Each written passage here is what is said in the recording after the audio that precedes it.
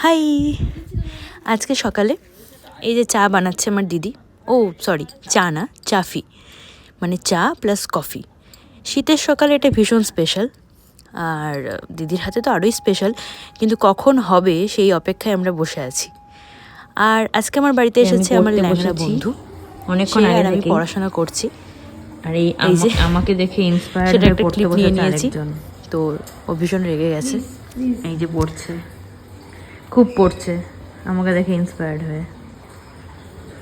তাহলে আমি সত্যি সত্যি ইনফ্লুয়েন্সার হতে পেরেছি। এই যে আমার ল্যাংড়া বন্ধুকে আমি প্রচণ্ড রাগাচ্ছি, আর ও রেগেও গেছে। পড়াশোনা শেষ করে আমি অর্ধেক করে রাখা পাঞ্জাবিটা আবার শুরু করলাম।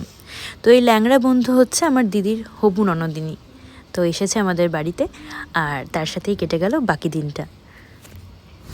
তারপর বিকালে গেলাম একটু শপিংয়ে। সামনে যেহেতু দিদির বিয়ে, তো টুকটাক শপিং তো এখন চলছেই, সেখানে গিয়েও একটু ক্লিপ নিয়ে নিয়েছি, দেখতেই পাচ্ছ। তারপর বাড়ি চলে এলাম, আর বাড়ি এসে তুমুল খুনসুটি সবাই মিলে যা হয়, আড্ডা খুনসুটি সেসবই হচ্ছে। একদম শেষ করে দিচ্ছে, মানে আমাদের না গোটা ফ্যামিলিরই এরা দুজন। এদের কেউ তোমাদের বাড়িতে কখনো চলে গেলে এতে আমরা একটু লজ্জিত না, আমরা লজ্জিত নই, আমরা লজ্জিত না, আমরা নির্লজ্জ। একদমই তাই। কারণ দিদি দাদাদের বিয়েতে তো এসব পড়তেই হয়। ধরো 2 লাখ টাকার জামা কাপড়, আমরা সার্টিফাইড নির্লজ্জ।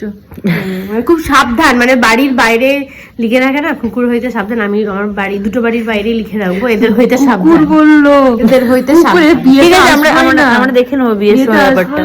ওকে ওকে, তারপর দিদি এসেছে আমাদের গরম রসগোল্লা খাওয়াতে। এসেছে খেজুরের গুড়ের রসগোল্লা, তোমরা দেখতেই পাচ্ছ। নিয়ে এসেছে দিদি, আমি খাওয়াচ্ছি, ও খাওয়াচ্ছে, বলছে ও খাওয়াচ্ছে, বেসিক্যালি ও খাওয়াচ্ছে না। আমি খাবো না, বিশ্বাস নেই তো।